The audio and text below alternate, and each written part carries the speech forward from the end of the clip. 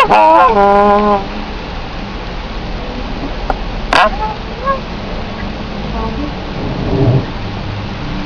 afternoon. Good afternoon, ma'am. Kindly introduce yourself. Yes, ma'am. I'm Christine Capada, 25 years of age, a Filipina and single. I am honest person, responsible, hardworking, and patient man. I'm willing to work with pressure and do anything short that is given to me.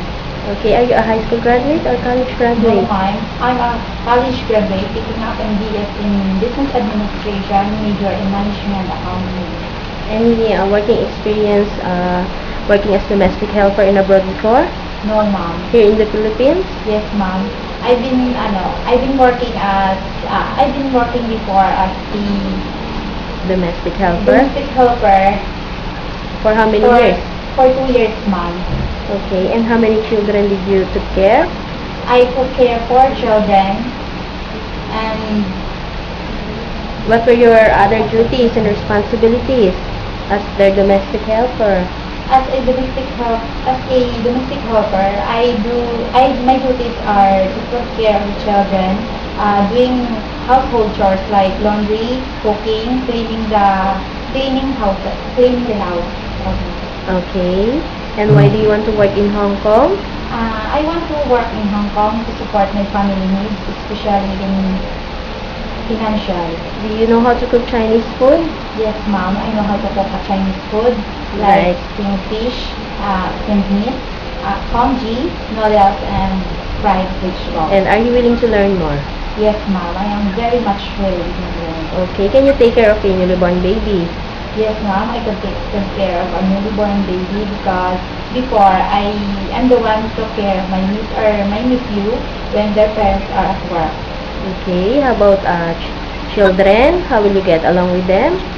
To get along with the children, I play with them, making fun with them as long as they enjoy my company and me too. Okay, do you have patience in taking care of elderly?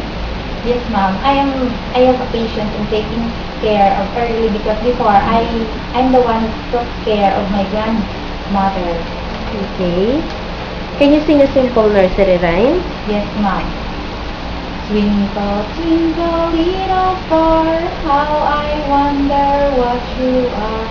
Up above the world so high, like a diamond in the sky. Okay, thank you. And how can you control your homesick?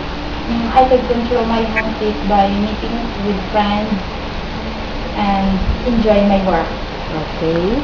Can you promise to finish your 2 years contract before you go back to Philippines? Yes, ma'am. I promise to finish my contract before take vacation or before I going back to Philippines because I follow what I had promised to my contract and what I had signed. Okay. And what do you think is the right attitude as a domestic helper? As a domestic helper, be patient, good follower to our employer, be good to them, nice, honest, and hardworking. Okay, so can you apply that to your future employer? Yes, ma'am. Okay, any message for your future employer? To my future employer, I'm hoping